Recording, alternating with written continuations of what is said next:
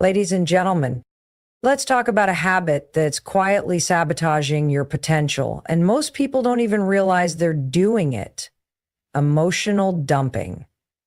You know exactly what I'm talking about. That constant cycle of offloading your problems, venting your frustrations, sharing every single inconvenience in your life with anyone who'll listen.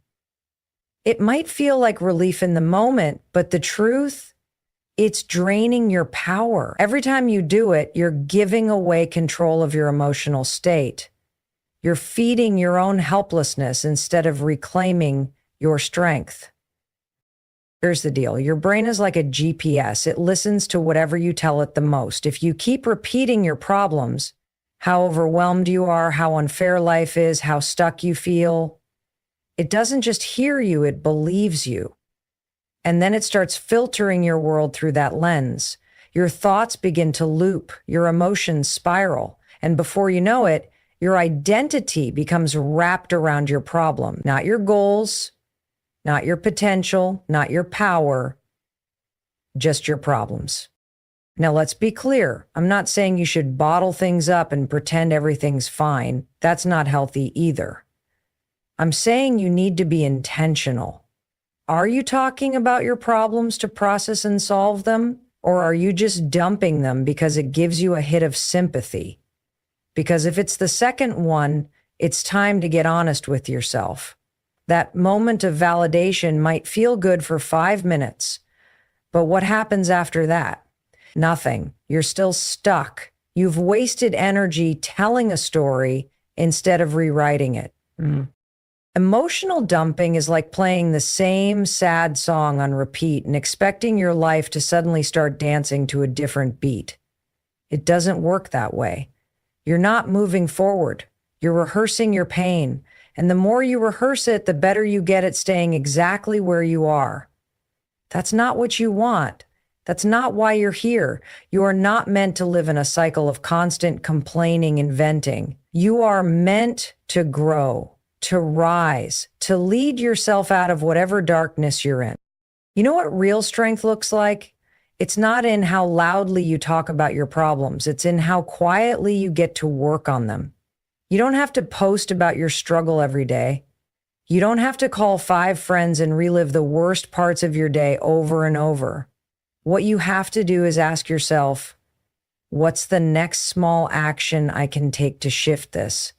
Because that's what pulls you out of emotional chaos. Not more talking, not more venting, but action. Every time you emotionally dump, you're reinforcing the belief that you can't handle your life unless someone else saves you, and that is a lie. You don't need saving. You need strategy. You need movement. You need to remember that the most powerful person in your life isn't your friend, your therapist, your mom. It's you. So if you want to feel better, start by thinking better. Stop rehashing every single problem and start building a new pattern. One that says, I acknowledge the problem and now I focus on the solution. That tiny shift in mindset will change your entire trajectory. Look, life is hard. We all have things we're dealing with. But the people who grow, the people who build lives they're proud of, are the ones who stop handing out their problems like candy and start treating their time and energy like gold. Because they know every time you talk about what's going wrong without working on what could go right, you're moving backwards. So here's your challenge. The next time you catch yourself spiraling into a rant or unloading your stress just to feel heard, pause. Ask yourself, is this helping me move forward? If the answer is no, redirect. Even a tiny step forward is more powerful than 1,000 words about what's not working. Own your story, but more importantly, own how it ends. And that starts with you taking your power back from emotional dumping and putting it where it belongs, in focused, courageous, solution-driven action. Most people walk around thinking their problems are unique. that the weight they're carrying is heavier than anyone else's. And while your pain is valid, while your stress is real, so is everyone else's. People have their own problems. That's the part no one likes to admit. You're out here expecting someone to really care, to really sit with your issues and feel what you're feeling, but they're too busy carrying their own baggage. That's not cold. It's just human nature. We live in a world where everyone is overwhelmed. Everyone has something on their plate: pressure from work, bills piling up, a relationship hanging by a thread, kids, parents, deadlines, regrets. And yet, we expect people to stop what they're doing, step out of their mess, and pour themselves into ours. When you start to understand this, you begin to realize why so many conversations feel shallow, why your rants often get short replies, or why people drift away when you consistently unload on them. It's not because they don't like you. It's because they're already trying to survive their own chaos. Here's what happens. The more you expect others to carry your emotional load, the more disappointed you feel when they don't. You feel ignored, misunderstood, even betrayed.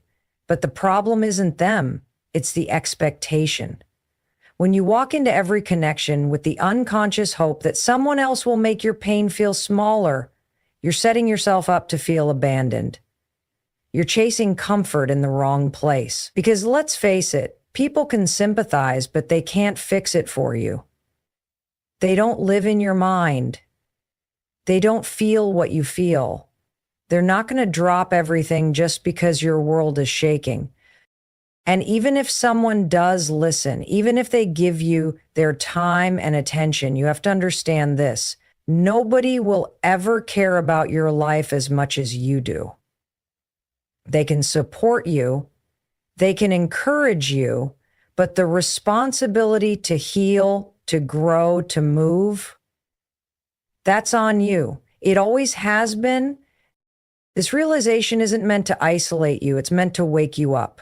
You need to stop putting your emotional well-being in other people's hands. You need to stop looking for someone to always understand, because they won't, and they don't have to. That's not their job. Your job is to understand yourself, to sit with your own pain, to process your own thoughts, to stand up even when it's hard, and decide that no matter how messy things are, you're the one who has to clean it up. When you stop expecting others to solve your problems or hold space for every breakdown, you free them, but more importantly, you free yourself. You stop being dependent. You stop waiting. You stop handing over your peace to people who never asked to be responsible for it in the first place. Let's be real. People want results, not repetition. They want to see you rise, not relive your struggle every single week. If all you do is talk about what's wrong, you become emotionally exhausting to be around, not because you're not lovable or worthy, but because you're stuck. And no one can push you out of stuckness but you. So the next time you feel like dumping your problems into someone else's lap, pause and ask yourself, what am I really hoping to get from this? If the answer is attention, validation, or sympathy, it's time to shift. What you truly need isn't someone to feel sorry for you. It's someone to challenge you to step up. And often that person has to be you. There is nothing wrong with needing help, but don't confuse needing support with needing saving. There's a big difference. Help is a hand to guide you while you walk. Saving is expecting someone else to carry you. The truth is, nobody's coming to save you. And that's okay, because you are more capable than you give yourself credit for. Once you understand that everyone's dealing with something and that no one is obligated to carry your load, you start to become emotionally self-sufficient. You learn how to sit with discomfort. You learn how to work through your own storms. And you stop resenting others for not being what you needed them to be. That's freedom. That's growth. That's power. And it's all waiting for you to stop expecting, start owning, and rise. There's a huge misconception that talking about your problems is the same as doing something about them. It's not. Venting and solving are two completely different things, and too many people get stuck in the habit of mistaking one for the other. You can talk about how overwhelmed you are, you can cry to your best friend, complain to your coworkers, or post a long rant on social media. But none of that is movement. None of it is progress. It feels good in the moment, sure. You get that emotional release, that hit of validation when someone agrees with you or says, yeah, that sucks. But when the conversation ends, what's different? Absolutely nothing. You're still in the same situation. You still haven't made a decision. You haven't taken a step forward. And worst of all, you've probably drained the energy you could have used to do something real. Venting is emotional fast food. It gives you a quick sense of satisfaction, but it doesn't actually nourish or empower you. And if you do it too often, it becomes a cycle that's hard to break. You start going to people not to grow, but to release pressure. You end up managing stress instead of managing solutions.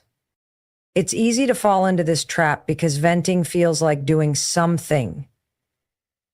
You're engaging, you're expressing, you're connecting. But what you're not doing is fixing anything. You're not building resilience. You're not learning skills. And you're definitely not taking action. The harsh truth is, if you're not moving toward a solution, you're just repeating the problem over and over. And the more you repeat it, the more real it becomes in your mind. The bigger it feels, the harder it seems to overcome. When you train yourself to constantly verbalize your frustration without pairing it with action, you create a pattern in your brain that says, talking is the goal, but it's not. The goal is change. The goal is progress. And that doesn't come from repeating what's wrong. It comes from asking, what now?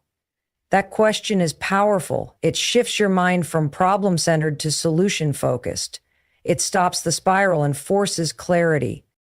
Now, does this mean you should never talk about what you're going through? Of course not. We all need space to process and feel.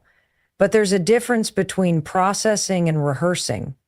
Processing is temporary. It's the act of getting clear on what's happening so you can figure out what to do next. Rehearsing, on the other hand, is when you go over the same problem again and again, hoping the story itself will bring relief. It won't. If you really want to change your life, you have to interrupt the pattern. You have to stop telling the same story and start creating a new one. That means being intentional about when you speak and why. Before you vent, pause. Ask yourself, am I saying this to move forward, or am I just trying to feel better temporarily? If it's the second one, take a breath and choose a better path. Write it down in a journal. Go for a walk. Sit with the discomfort, but don't keep pouring your energy into empty conversations that go